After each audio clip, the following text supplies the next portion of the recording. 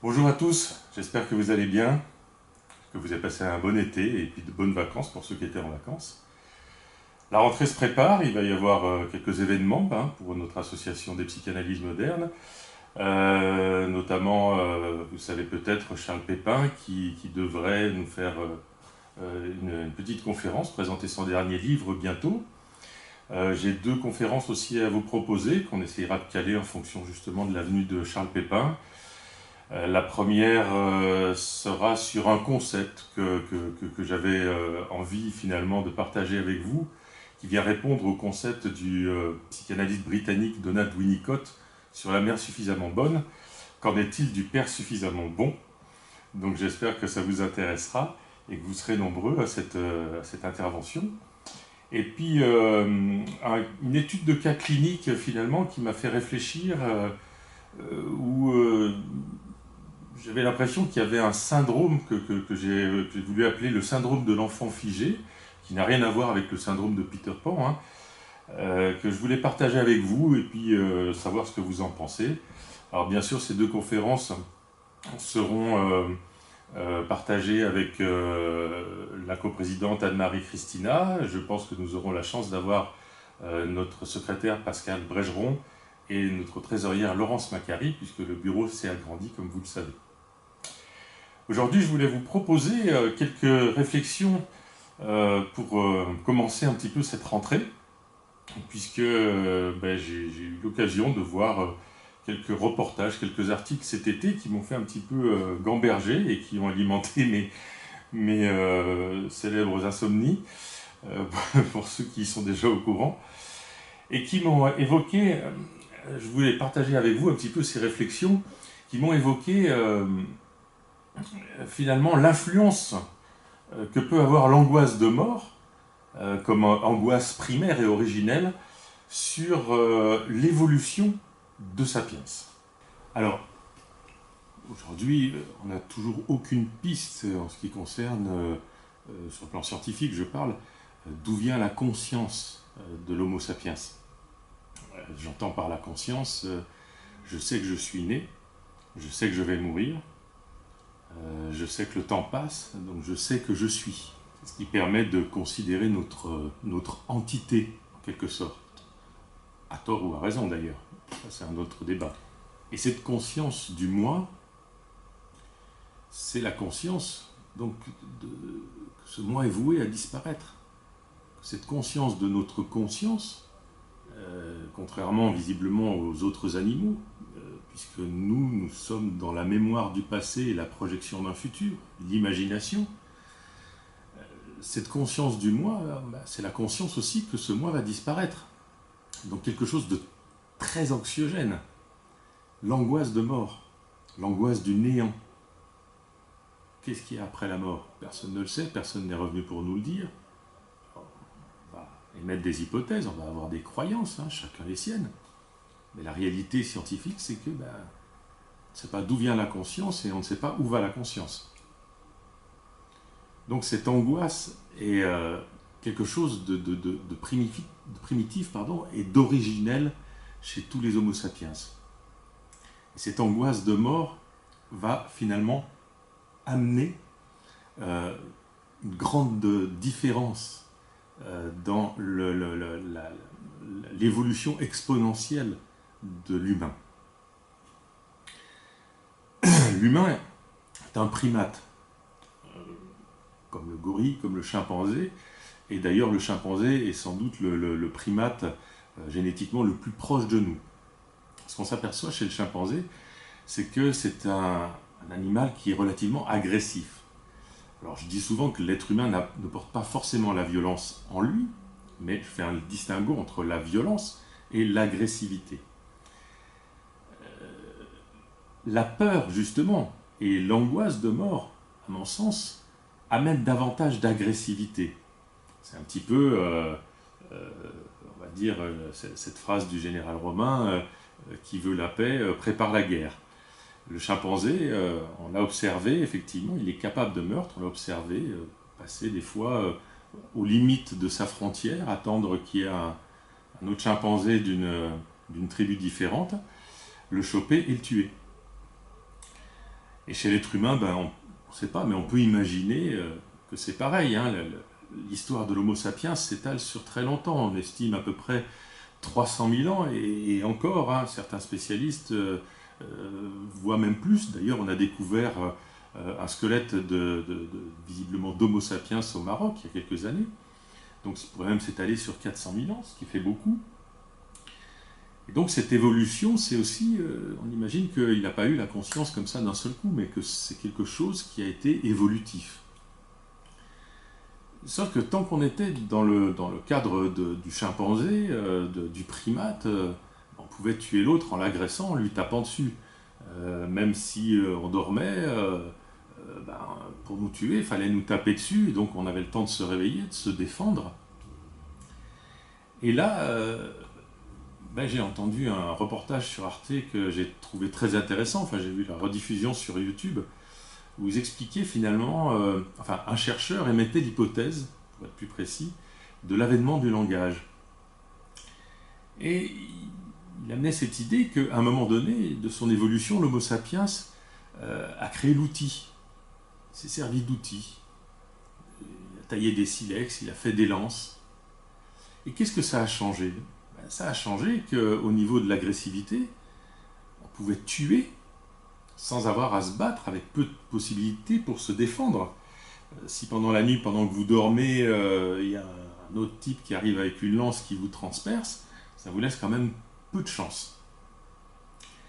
Sur cette base, ce chercheur émettait l'hypothèse que ben, cette angoisse de mort, de disparaître sans pouvoir se défendre, a créé un besoin, une élaboration d'un langage, le langage primitif qui existe chez les chimpanzés, et donc chez Sapiens, d'élaborer véritablement ce langage afin de permettre une meilleure connaissance de l'autre et donc une confiance en l'autre, savoir qui sont ses amis, savoir qui sont ses ennemis, savoir sur qui on peut compter, savoir de qui il faut se méfier.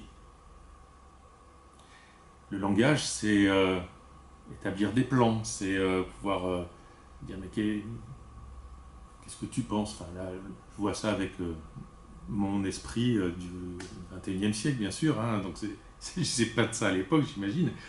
Mais ce chercheur a amené cette idée intéressante, hein, qui n'est pas, pour l'instant, qui n'est qu'une hypothèse, bien sûr, mais que le langage s'étaye, et je l'avais déjà entendu d'ailleurs dans d'autres circonstances, peut-être que vous aussi, s'étaye sur ce besoin de se faire confiance et d'amener justement une collaboration, une coopération. Et donc à travers ce langage, effectivement, on peut échanger des idées, on peut partager nos rêves, on peut partager le fait que l'autre aussi a un moi et une conscience de lui, donc on se sent moins seul, donc ça va améliorer aussi la fédération. Et cette fédération qui est propre à l'humain, puisque finalement on peut constater que l'être humain, l'Homo sapiens, qu'est-ce qu'il a de différent par rapport aux autres espèces? C'est ce langage qui va lui permettre de faire grandir sa communauté. Chez les singes, on peut avoir des communautés avec des populations de je sais pas, 30, 50 individus.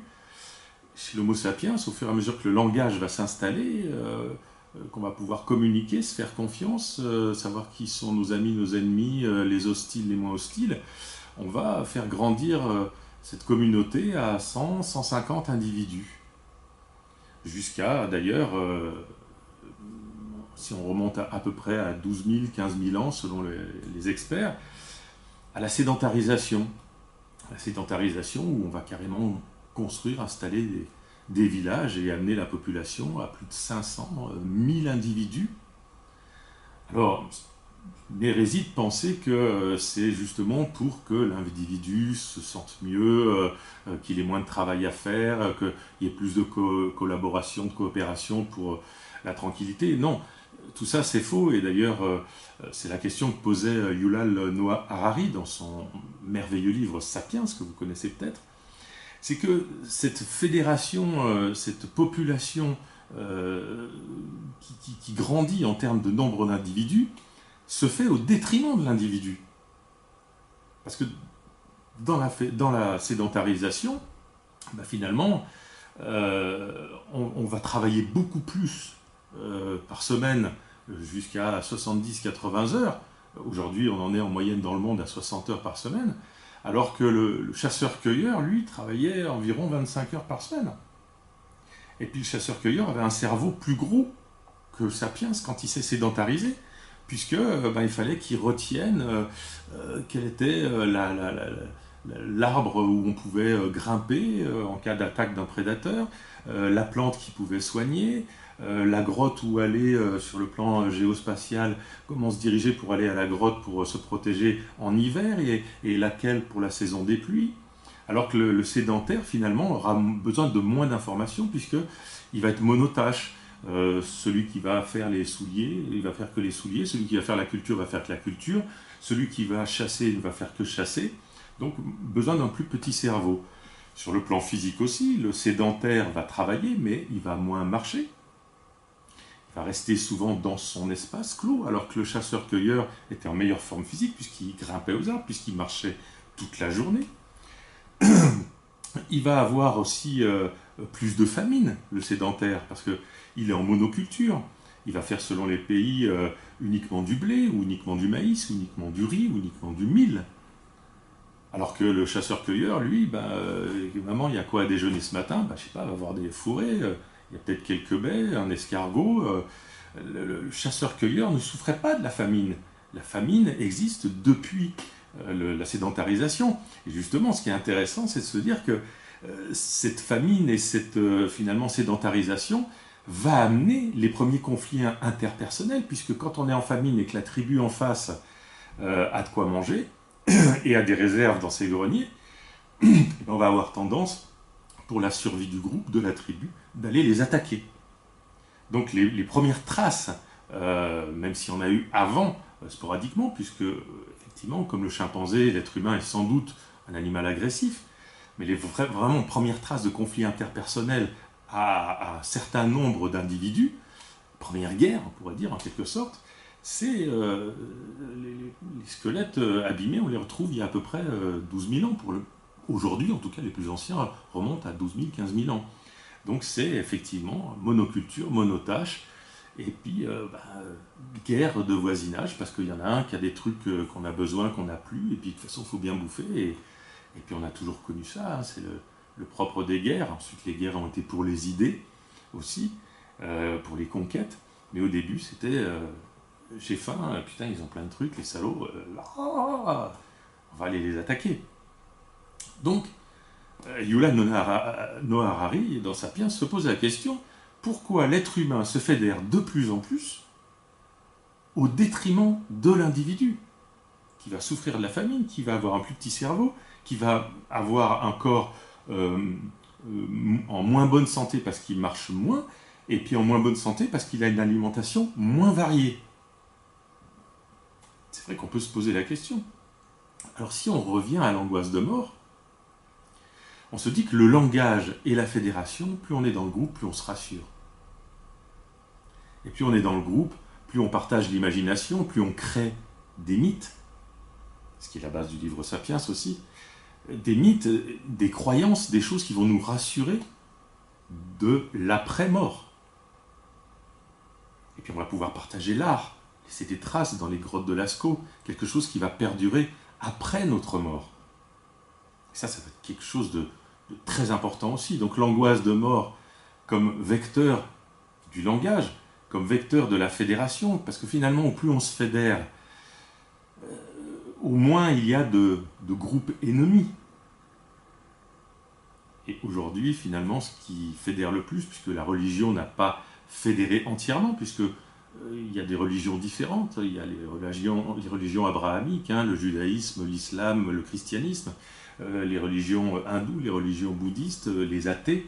Donc la religion en tant que telle n'a pas fédéré. Dans le livre Sapiens, c'est quelque chose de très intéressant, où il dit que finalement, le mythe le plus fédérateur, c'est l'argent, puisqu'il est reconnu par tout le monde. On est bien d'accord pour dire que même si tu as des dollars, que moi j'ai des euros, ou que toi tu as des yens, on peut échanger parce qu'on se met d'accord pour dire que tiens, ce stylo il vaut autant et qu'un dollar valant tant d'euros et 1 euro valant tant de yens. Et finalement, c'est un bout de papier. En réalité, d'ailleurs, c'est pas du papier, c'est du coton. Parce que sinon, en machine, après, c'est moins beau. Mais finalement, l'argent est ce qu'il y a de plus fédérateur.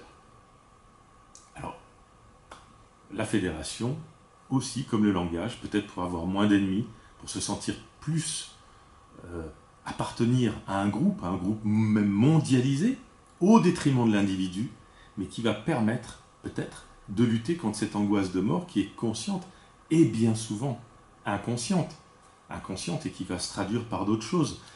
Une angoisse, finalement, comme dit Irving Yalom, le psychiatre américain, une angoisse, c'est la peur de quelque chose qu'on ne connaît pas. Donc transformer l'angoisse en peur, la déplacer, nous permet de visualiser quelque chose. Cette angoisse de mort, si je la transforme en peur du serpent, ben, j'ai qu'à éviter les serpents. Si je vois une photo de serpent, j'ai qu'à tourner la page. Si je la transforme en peur de la maladie, en hypocondrie, ben, je peux toujours aller me renseigner bêtement sur Internet, et là ça va être pire que tout, ou aller chez le médecin régulièrement, faire des examens de santé, faire des prises de sang. Je vais pouvoir me rassurer, je vais pouvoir cerner ma peur. Mais l'angoisse de mort, c'est l'angoisse d'un inconnu. Donc on n'a quand même pas beaucoup de moyens, à part déplacer ça sur une peur visualisable, ou alors, éventuellement, investir dans des mythes, dans des croyances, que ce soit religion, spiritualité. D'ailleurs, à ce propos, religion, la racine latine de religion, c'est religare, ce qui relie. Il faut encore ce qui relie, ce qui va fédérer. Alors, à propos de religion, spiritualité, etc., et tous les mythes, quelque chose par rapport à l'angoisse de mort, bien évidemment, est prégnant, c'est que dans toutes ces catégories, on retrouve une promesse de l'après-mort.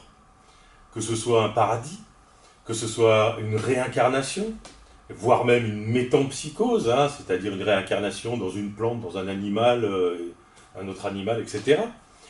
Donc on est véritablement là au cœur du sujet, la conscience, qui a conscience de mourir, qui a peur de mourir, et qui va créer des mythes, des religions, des croyances, des superstitions, pour pouvoir effectivement vivre sa condition et lutter contre l'angoisse, quand ce n'est pas le déplacement dans une autre peur, comme on disait tout à l'heure.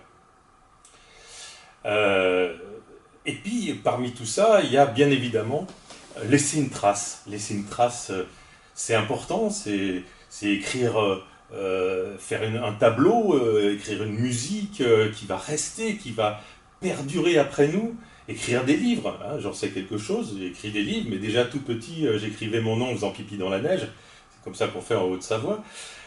Donc il y a effectivement ce désir de perpétuer. Dans ce désir de perpétuer, le plus symbolique finalement, c'est la progéniture. Ce sont les enfants, on va se perpétuer à travers nos enfants.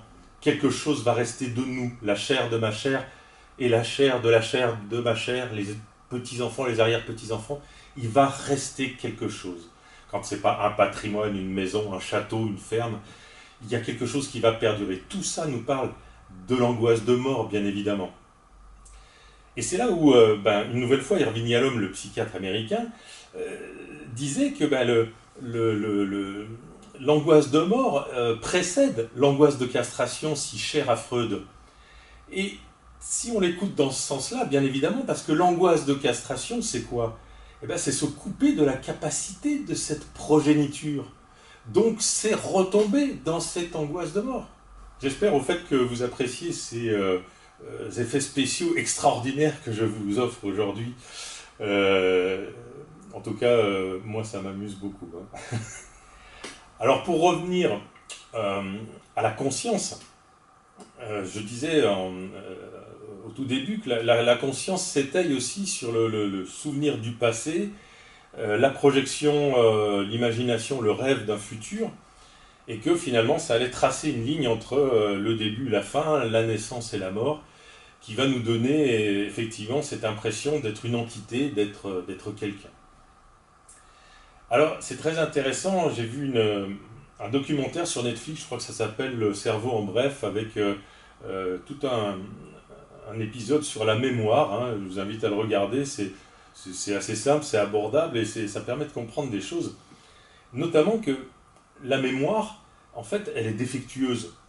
On le sait tous. Et pourtant, l'Homo sapiens, ça a quand même quelques années, 300 ou 400 000 ans, hein, je disais. Donc, la mémoire, pourquoi est-elle autant défectueuse? On parle souvent avec des amis, moi je vois avec mon épouse, ce qui s'est passé il y a 30 ans en arrière, je dis, mais non, c'était là, mais non, c'était là, et on va se chamailler comme pas possible. Et finalement, dans ce reportage, on on a vu que finalement nous avions tous les deux raison et tort à la fois, puisque, a priori, 50% de notre mémoire se renouvelle chaque année. Donc, on construit avec des petits éléments, un visuel, un flash, un truc, on reconstruit une histoire autour. En fait, on ne fait que tisser, et ces tissages, qui sont en fait des nouvelles connexions neurologiques, vont recréer finalement une nouvelle route pour garder le souvenir en mémoire.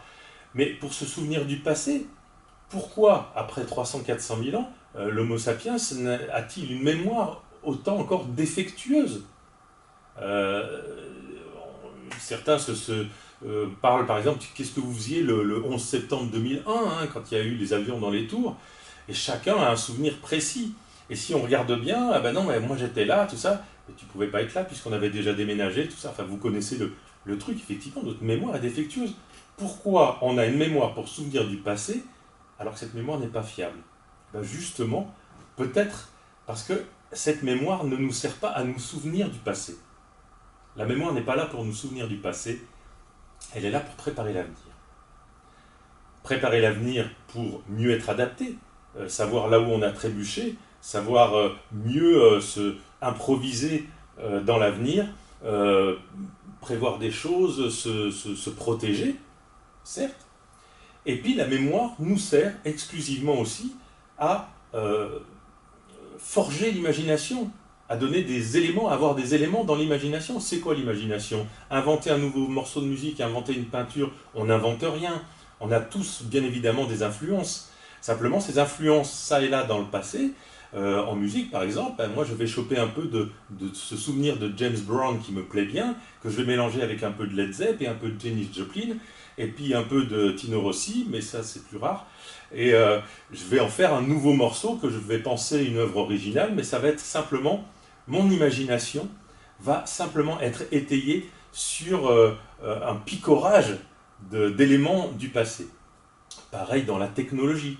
On n'invente rien purement. Finalement, on s'étaye sur ce qui a déjà été inventé, et finalement, le cerveau humain est tellement complexe, tellement formidable, qu'il va se servir de ces éléments éparses qui concernent qui sont enfouis, stockés dans la mémoire, pour créer quelque chose de nouveau, que ce soit artistique, que ce soit technologique. Donc la mémoire n'est pas faite pour se souvenir du passé, a priori, elle est faite pour préparer l'avenir. Et c'est justement se souvenir du passé, la connexion entre se souvenir du passé et ses rêves du futur qui donne le sentiment d'être soi, qui donne la conscience. Et la conscience, finalement, c'est être dans le souffle de la vie, se sentir vivant dans le présent.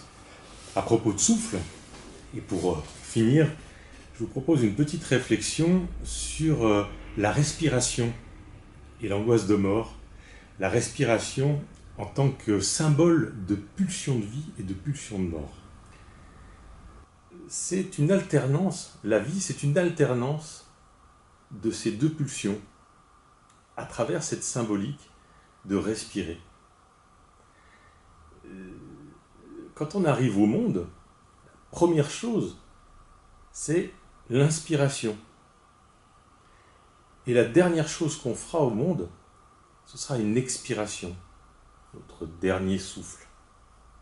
Quand on est en pleine expiration, c'est comme si se disait le tout, le monde m'habite. Et en pleine expiration, le monde me quitte. En pleine inspiration, on pourrait dire je suis au monde, le monde est en moi, je suis le tout est en moi en tant qu'entité. Et en pleine expiration, eh bien, le monde me quitte, j'abandonne le monde, je perds mon entité en me fondant au monde. finalement, le vivant et la conscience, c'est aussi ça. Cette alternance de respirer, inspirer, expirer. Le monde m'habite, le monde me quitte, je suis au monde, je me rends au monde.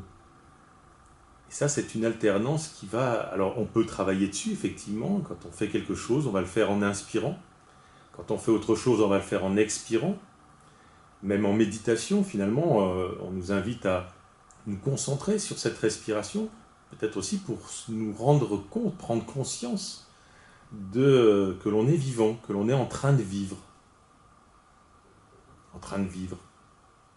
Locataire, toujours, usufruitier, mais jamais nu propriétaire, puisqu'à un moment donné, il faudra tout rendre.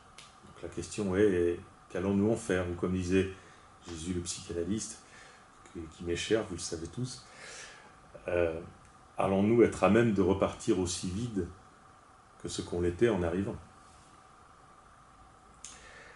Voilà, si vous voulez faire des commentaires, n'hésitez pas. Si vous voulez réagir, débattre, opposer d'autres idées, c'est avec plaisir, c'est fait pour ça. En tout cas, je vous remercie de votre écoute. Et puis, au nom de l'Association des psychanalystes modernes, Pascal Brégeron, Laurence Macari, Anne-Marie Christina se joignent à moi pour vous souhaiter en tout cas une très très belle rentrée à tous. À bientôt.